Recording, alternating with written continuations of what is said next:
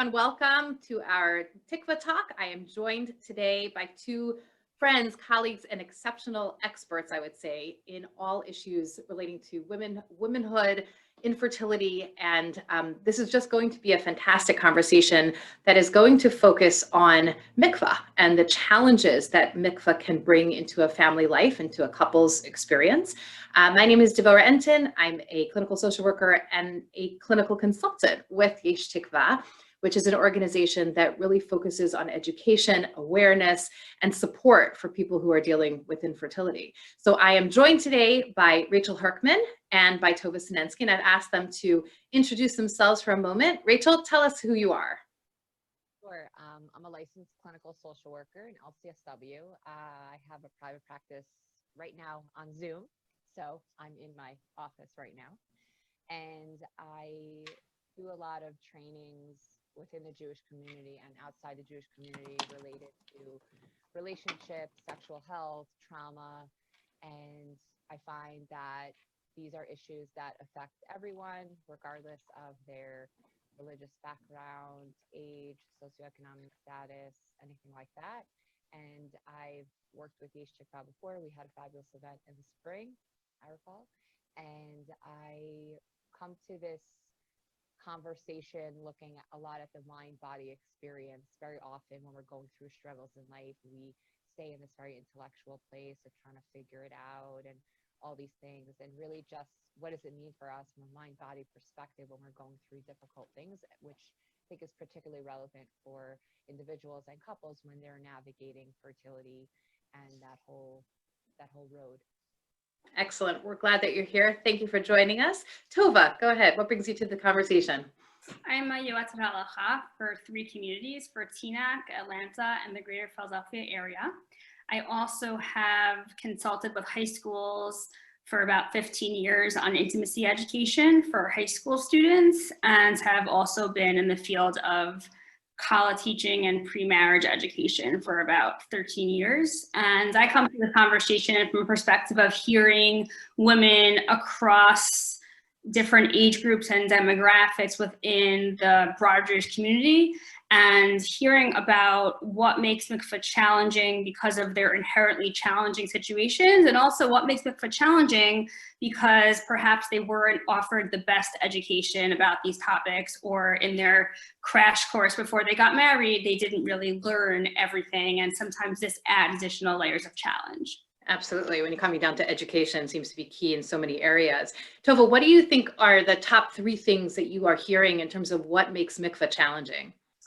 So it's interesting. Over the past, I would say 6 months, I've had a lot of conversations with women about Mikvah because of the different changes in COVID Mikvah protocols, with attendants, with Mikvah leaders, with rabbis, and with lots of women. And women have really been thinking more deeply, I think, about their Mikvah experiences.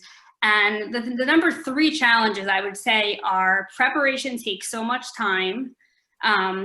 Number 2 is that there's a lot of pressure that women feel on the whole need to process, but in particular on the preparation and the checking and the mikvah immersion, that it's all on them. And if they mess up, they're causing their husbands to sin.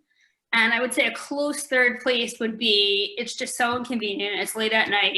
It conflicts with something in my life, and life is just so challenging right now. I don't need more things that are inconvenient. So I would say those are the 3 top challenges. And Rachel, what about you? What are you hearing in terms of Mikvah? Either if you're not either over the past several months or just in general, what have you heard from the women or couples that you've worked with about their challenges with Mikvah?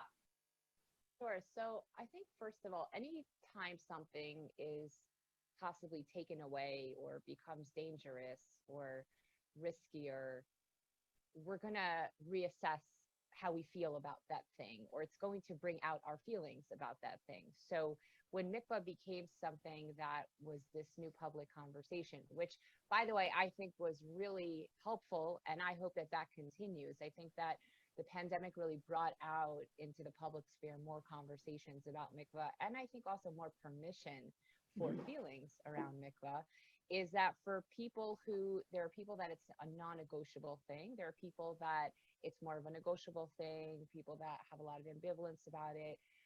Whatever it might be, I do think that it brought out a lot of feelings to the surface for people, when in the past it was just maybe something they did and went through the motions. Now that it was something that was a little more complicated and required a lot more questions, which, by the way, for some people, it might have been the first time they were even asking a question, which I think was also a new experience for many people in terms of, up until this point, were you someone that would reach out? When I look at mikvah and I look at the role it plays for an individual, for a couple, I see it from the lens of the interpersonal dynamic. In other words, the couple, and also the intrapersonal dynamic of what it brings up and what it means for the individual who is or isn't going through that mikvah experience. And so I think that it brought, and continues, because we are still very much in this pandemic, it brought up and continues to bring up feelings and dynamics for people in terms of how they feel towards their partner, if they have a partner. And if they don't have a partner, it brings up feelings, but also how they feel within themselves and what mikvah brings up within themselves. And that's, by the way, even pre-pandemic. That's Right. something that I think mikvah has always been something that brought that up. Whenever I speak to college teachers and trainings, we're always trying to say, hey, listen, let's balance this out, because we cannot just fuse mikvah with marriage and sex and all that, because then it really becomes a lot more complicated, I find. So that's Right. what I have. I think the pandemic has definitely created new dynamics, but it's also amplified old ones. And that's certainly the case with mikvah. You brought up such an interesting point, that idea of that the complexity of what mikvah brings up for myself as a woman going versus just about me in my partnership. What are some of the things that the trends that you're hearing from women in general about the mikvah experience and the relationship to themselves? So the way I would look at it is like this, very often mikvah is taught as this escape, right? This is where you go and you escape. And I look at mikvah as, in a way, you're opening up a history book of your own body, because through the mikvah prep, you have to reacquaint yourself or look closely at your body, and your body tells a story, and there's going to be parts of that story that you compartmentalize, related to loss, related to the stage of life that you're at right now. So for many women, mikvah brings up a lot of feelings about their bodies, in terms of how they feel about their bodies, where they're at with their bodies, how their bodies are changing, if those changes are changes that they welcome or changes that they are struggling with.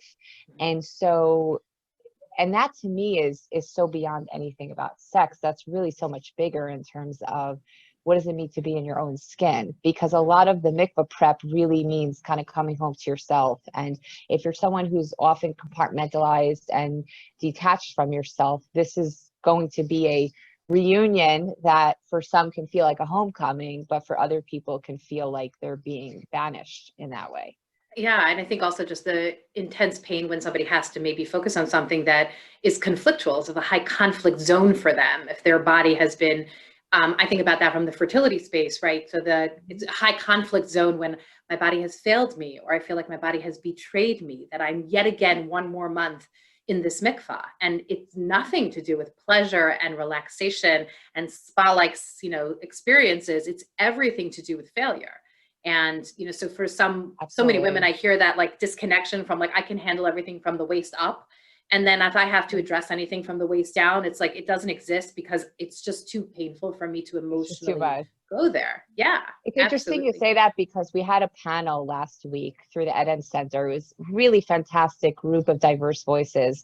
And one of the speakers was Rivka Slonim, who wrote a book about mikvah. And she said in her talk, she said, and I don't want to paraphrase her and get it wrong, but basically the message was like, let's not call it a spa, because like when you go to a spa, they don't mandate your treatments, right? They don't mandate, This is when you must go to the spa. This is when you must get your massage. You must then go get your mani-pedi now, right? So there's, there's that piece too, but I think that it brings up a lot for people in their bodies and just is a magnifying of what isn't going on.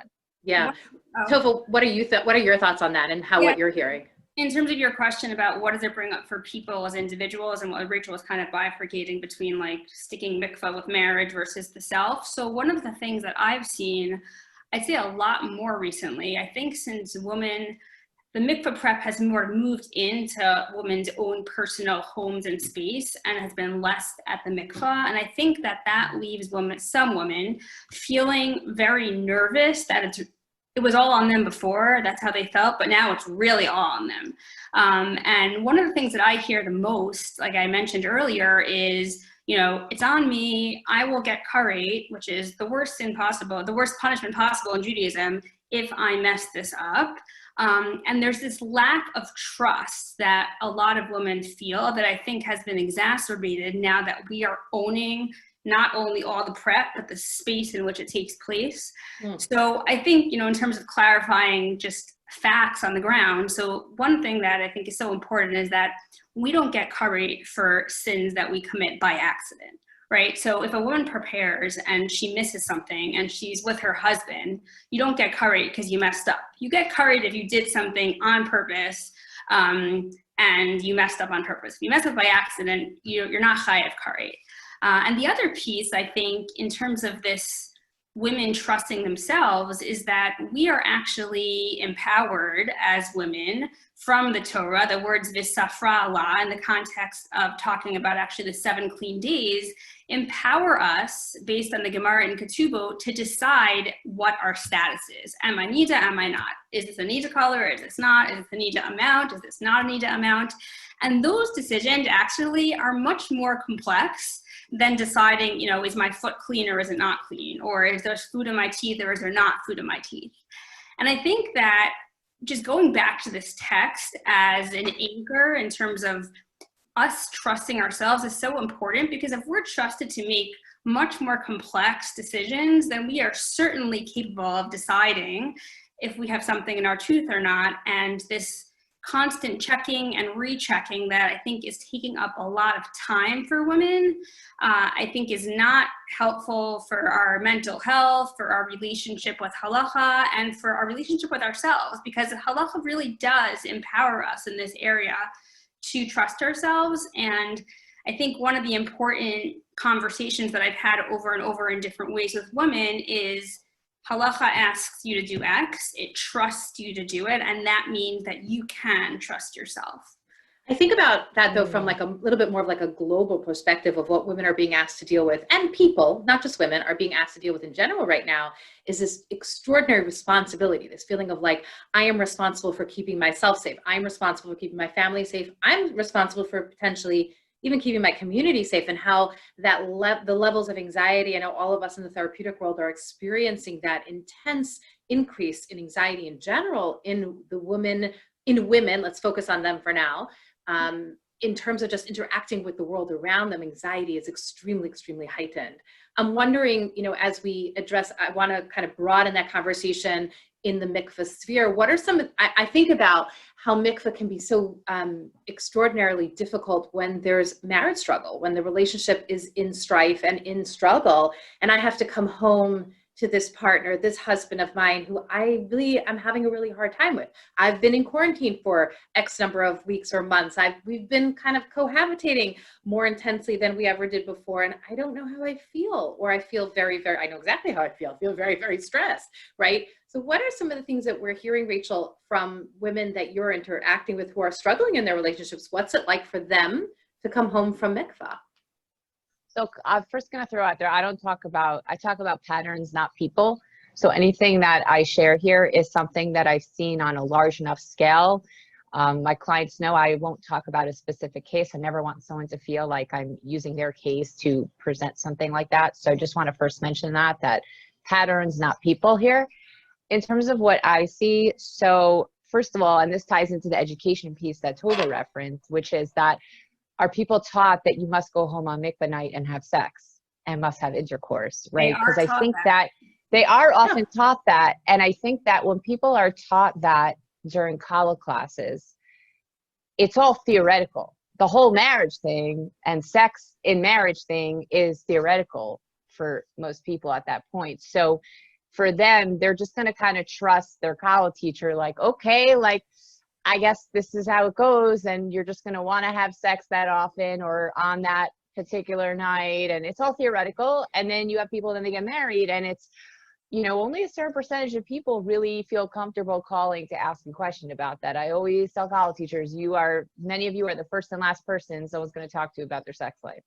So, there's that piece. And that's why I love, like, Tova's got this new thing going on Instagram and Facebook with like facts about Mikvah and, the halachas. And I think it's so important because like people are literally walking around for years and years and years thinking that it was, that they're supposed to file their nail down halfway because they think they saw a speck of something, right? And the goal is not to bleed from your nails, right? So in terms of the struggles I'm seeing, and this goes back to this thing of like mikvah being fused with sex. And so in terms of the pressure that people feel is, first of all, when you don't have space apart from a partner, just physical space apart from a partner, and couples right now are strained on every single level. The fact, in terms of finances, just even the fact that everyone or a lot of people are working from home. And that means that the line between your work life and your home life never changes. So you basically are always in a work mindset when you're at home. So in terms of what that does for a relationship, is your spouse now your work spouse, or right? Meaning, so like, how does that affect the whole dynamic? And I would also throw out there that so often mikvah is taught and Taharas Mishpacha is taught that the stronger your needs are, the better your sex life will be. That it's going to be this automatic vehicle. And that's what I love, because Tova just like tells it like it is. Like whenever we've spoken, it's like, let's just tell it like it is, right? There's no panacea here. And I look at it like this. If you don't have a great sex life, what are you counting up to? Right? So if you don't have a fun sex life, you're not counting up to something that you're excited about. So and I look at it like, no, the better your sex life, the more you can appreciate. Meaning, if you can appreciate your time together, then you can also appreciate the value of having time apart. If you can't stand your time together, then it's even more painful to be in mandated time apart. Yeah. Because it's also relief, and then people feel guilty that they feel relieved, where that's another piece of this. What does it mean to be in Nida and to be living in the same house? Whereas before the pandemic, you had more physical space from people, right, within the same house. Right. So basically, we're looking at a completely different family system right now, completely different family system in terms of supports, in terms of people outside the house being able to be supportive.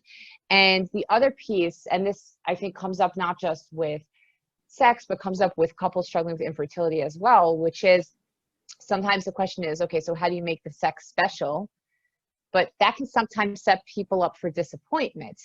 So then it's also like, so how do we make it okay for it to be ordinary? And how do we balance that and have those options? Right. You know what I'm saying? Right. I think also, part of the conversation is about a woman knowing herself, right? I think that so much of this can be addressed when a woman has some level of attunement into what makes me feel good, what makes me feel comfortable, what are the needs I have. I once had a woman who said to me, on the way home from Mikvah, I go to Walgreens and I buy myself, I just like walk up and down the aisle of Walgreens because it just calms me, because I know what's coming when I come home, and I love my husband and he's awesome, but I also know what's coming when I come home. And so I know that I need to like pull myself into a new space to be ready for that. And I'm excited about that, but I need to have some space between mikvah and home. I'm wondering, what are some of your, in the last couple of minutes that we have together, Tova, what are some of your recommendations for women who are struggling, where mikvah feels overwhelming or just plain old hard and unpleasant? What are some of the things that you are thinking about or asking about that might help smooth some of this for a couple who are in struggle, or a woman who's in struggle? Yeah, so I was going to go back to what you mentioned earlier about how we are in this like protector mode, like we're protecting ourselves, our families, the world. I've had this, and I was just wondering actually from both of you and your clinical work, I've had a lot of conversations from women who are just kind of coming out of the woodwork and sharing how long preparation is taking. And I have gone through the checklist with multiple women, and like Rachel said, patterns, not people, and gone through and said like, okay, you can spend like 3 minutes on this because people are washing their hair more than once. They are sitting in the bathtub looking at the clock, 30 minutes, 45 minutes, whatever. The Sfara mentioned all different numbers. They are all just a gauge, which is impossible, of how long does it take a woman to get clean, which is so individual. There are women who are scrubbing their feet for hours. All of these things can take a lot of time. And one of the things that I've done with women who are finding mikvah to be challenging is to just take off like the first layer, which is what doesn't have to be challenging about it. So I've had a lot of conversations where I've sent a woman a checklist and like, let's go through these things. How long are you spending on each of these? Oh, now mikvah prep is taking 40 minutes instead of 2 hours. So I think that's just one kind of first line of defense, so to speak, on how I'm helping women with, challenging mikvah experiences when mikvah itself, the preparation, is feeling challenging. In terms of women who have anxiety about going to the mikvah during COVID, which has been hours and hours of conversations with so many different women, one of the things that I've reminded women is that while it is, of course, the halachic preference for couples, for women to go to the mikvah as soon as she's possible, at the end of the day, nobody can force you to go to the mikvah, and it's a conversation with your husband. So if every single month you're pushing off mikvah so that I might get curious about what's going on there, not I as the woman might get curious, like, oh, that's interesting. Every single month we're pushing off mikvah. Is that, what does that say about our relationship or not say? But if every once in a while or during this pandemic, because of the stresses of going to the mikvah itself or whatever else I'm dealing with, I'm pushing off mikvah, that's something I've let women know, that nobody can force you to go to the mikvah. And I think that's really important for women to know. Another thing in terms of this divide between home and other home and relationship that we've been talking about is this actually comes up on Friday night. I've had some women who, for various and sundry reasons, need to go to the mikvah with halacha permission early on Friday afternoon before Shabbos starts. And then the question becomes, well, when there was no backyard minyan, or if it's raining, like, where do I go until I come home so that my husband and I don't see each other? Because if you go to the mikvah early on Friday afternoon, then the halacha ruling is that in certain situations you can go, but you can't be alone or see your spouse till after the time for immersion. So like, where do I go? So with a number of women, we come up with this idea that they go like get a manicure, or they get their nails polished after they just cut them, or they go to like get a coffee, or to have some me time. And I think for some women who have been like dreading this mikvah experience, if it be on Erev Yom Tov or Friday night before Shabbos, instead they're like, oh, this is actually not so bad. Like, I get to like go to the mikvah and then I get to be alone by myself. So those are some of the things that I've come up with other women to sort of make mikvah experience during challenging times a little bit easier and perhaps more enjoyable. I think even just on a very practical level, even if it's not on Friday night, that idea of just finding some alone time in that day, and I think most critical is that a woman should know how to ask for it. And hopefully that husband will be like, yes, whatever you need, but a woman should say, I need an hour to myself beyond my prep time, where I can just be present with my own thoughts, my feelings, calm, music, relaxation, sitting, just nobody asking me, Mom, what's for dinner, right? And just giving myself permission to be quiet.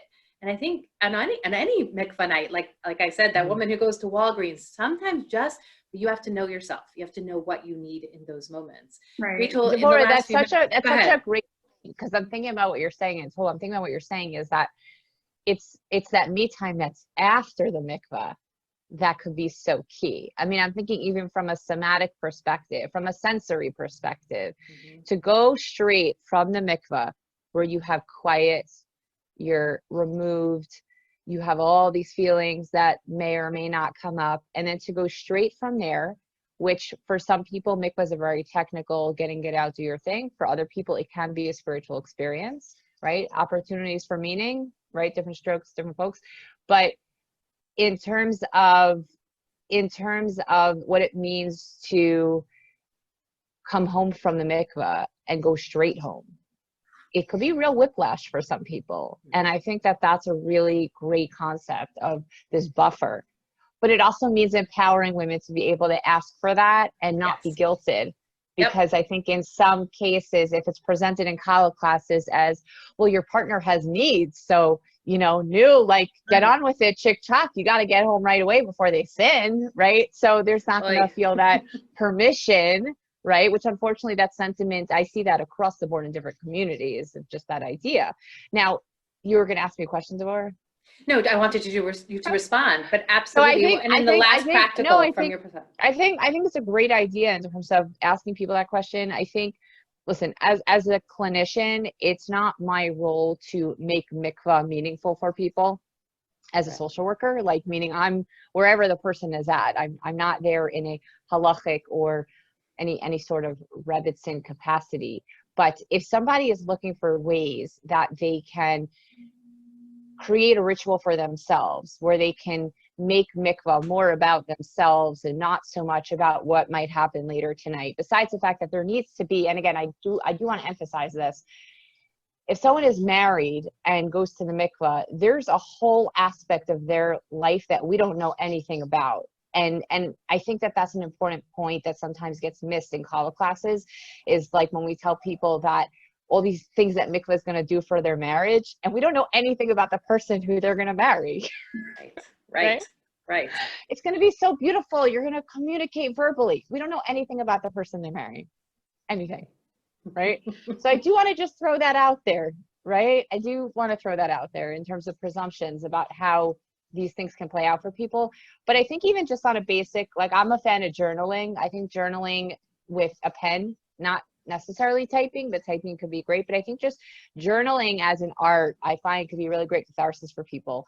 And even just first of all, for someone's taking to take a piece of paper and put a line down the middle and write, the interpersonal dynamic and intrapersonal dynamic. In other words, separating for themselves, because I think a big important step in trying to heal and get clarity is to even get a language for what's going on for you. Yep. Of what does mikvah mean for you as a couple? What does mikvah mean for you as a person? What does mikvah bring up for you as a couple? What does it bring up for you as a person? What are things you like about it that it adds to your relationship? If it does, what are things that are challenging about it for your relationship? What are things, right? And just to start to have language, because when we say mikvah is hard, so if we asked 100 women if mikvah is hard for them, how is mikvah hard for you? You'll probably get 100 different answers. Absolutely. So even understanding the nuances within yourself about where the biggest challenges are, I think is first point could be helpful. Another thing that is something that's gets around that I think is, a nice idea is even just before mikvah, making a list for yourself of things you want to let go of from the previous cycle, month, whatever it is, things you want to work on for yourself, things you're grateful for, right? Then it becomes more about the self as opposed to just about the partner. Mm-hmm. And then the other thing I would say is social media usage. I'm a big fan of kind of looking at social media usage as something that when mikvah is bookended with social media, I think that it really takes people out of their bodies and not into a positive out-of-body experience, but this more disconnected, dissociative. And I think especially when people are struggling in their relationships, they have a very low threshold for feeling envious and angry and jealous of what other people might have. And as we know intellectually that what we see on social media is not the full picture, but there's a part of our brain that doesn't know that. And we'll see things and feel things, and that can add to delicate feelings that people are already feeling. Rachel, I wanted to just add one more piece. I love your suggestions. I love the journaling idea in particular, and I think I may integrate that into my college classes as like a post-wedding type of thing. Is that I think that women often just were not taught or don't remember to communicate even with themselves about what they want for when they come back from the mikvah. So I often get frantic phone calls from women I really don't want to go to the mikvah tonight, or this is I really can't do this. My husband and I are having a conflict, or I'll go, but I don't want to be intimate with my husband. And I always say, okay, this is a conversation. What are your needs? State them to your husband. And I even had actually last week, a woman came back from the mikvah and she did not communicate with her husband, that she just was not in the mood to be touched and just wants to be left alone. She was very overwhelmed, first or second week of school, whatever it may be. And her husband said to her, "I wish you came with an instruction manual," which I thought was a great line. And she didn't take it offensively, but I was that's really interesting. Can you be the instruction manual? Can you tell your husband what to expect and discuss jointly what's going to happen after to avoid this kind of post mikvah clashing? So I think that But one of the things that brings that up, also speaks to the fact that we're a little lopsided with these programs. We have these panels for women about these topics, and right, we're where the trying to men, get in. We're Yeah. trying to get in with the chassan teachers, because you know Yeah. what, I Right. find there are plenty of men who will say, just tell me, teach me, tell me what I'm Yes. missing here. I had 2 chassan classes and we learned it inside, and I was just told, like, make her not to make her cry, or like some, you know, Right. like something like that, or she's always going to be late because her wig's whatever. Like, and so there's a lopsidedness right now in terms of what women are learning, what men are learning. And I think that that's a big part of this. Yeah, Yeah. when I speak about this topic or about intimacy, I often get always requests like, can you tell us to our husbands? And the next step is like, let's invite the husbands. I actually did do an event in Atlanta a few years ago with husband and myself and Rabbi Star, and it was fantastic. I mean, they asked to have it again because as women, we have been very fortunate that education has really improved in this area for us, but I think that the men have a little bit been left behind, and I think Education, but I also think that on top of that, I do think teaching couples how to have conversations with their own, because everything that we're saying today is this stuff is so individual for each couple. That's why I'm always hesitant to give practical tips, because what might be helpful for one couple could be a terrible idea for another couple. Right. And I think that constantly turning outside to get advice, it can be helpful, but at the same time helping couples be able to turn to their partner and be able to have those conversations of, what do you need from me? But even just on a more general level, when do you feel close to me? When do you feel far away from me? And how can we bridge that? And what do you need in ladies, those moments? we could talk all afternoon. Go on for hours. We really could. I feel like for hours. we're just warming up I here. know. We're just warming up. Listen, I'm going to invite you back. That's the problem. But I feel like this is a good place for us to call it to a close and to hopefully make a part 2 in the future.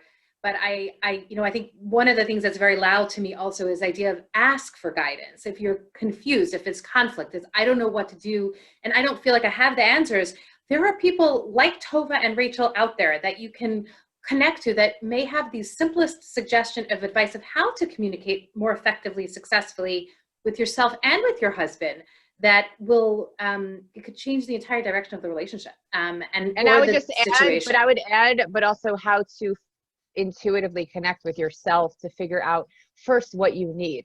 Because again, absolutely.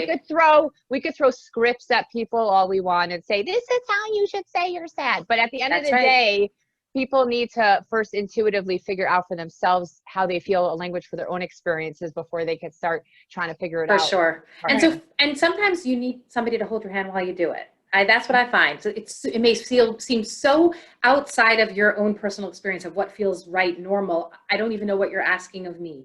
And so get that support that you might need in order to figure out what is my voice telling me? What is what is this experience for me? So we're going to pause here. I want to thank both of you for this wonderful time together. I'm very, very grateful.